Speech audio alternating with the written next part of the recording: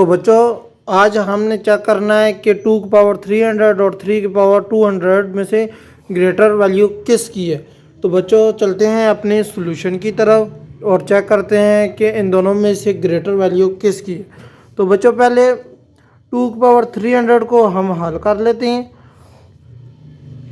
2 की power 300 3 multiply 100। आप अगर मेरी पीछे वाली वीडियो देखें जो मैंने पहले वीडियो हल कराई है तो उन वीडियो में मैंने आपको मैथ का एक एक्सपोनेंशियल का एक फार्मूला पढ़ाया था। एक पावर m की पावर m वो इक्वल होता है a की पावर n m के, कि इन दोनों में कोई फ़र्क नहीं होता, दोनों मल्टीप्लाई होके पावर बन जाती हैं। तो इसी तरह 2 की पावर 3 मल्टीप्लाई 100 को हमने सोल्व करना है और हम इस 3 को ब्रैकेट के अंदर लेके आ जाएंगे। 2 की पावर 3 मल्टीप्लाई 100, तो 2 की पावर 3 आपको पता है कि 2 को 3 दफ़ा आपस में मल्टीप्लाई करने हैं तो वो इक्वल हो जाएगा 8 के। 8 की पावर आपकी आ जाएगी 100।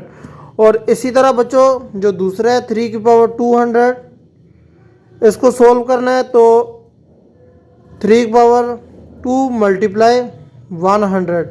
तो जिस तरह हमने यहाँ पे 3 को ब्रैकेट के अंदर लेके गए हैं उसी तरह आप यहाँ पे 2 को ब्रैकेट के अंदर लेके जाएंगे और इसकी पावर 100।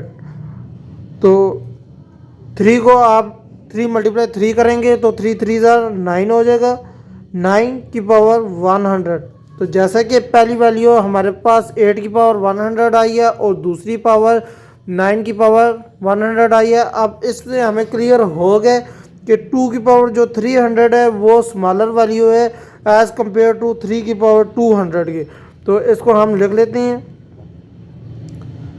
2 की पावर 300 लेस देन है 3 की पावर 200 के। तो बच्चों मुझे उम्मीद है कि आप लोगों को ये इक्वेशन समझ आई होगी। तो मिलते हैं अगली वीडियो में, तब तक के लिए अल्लाह हाफ़िज़।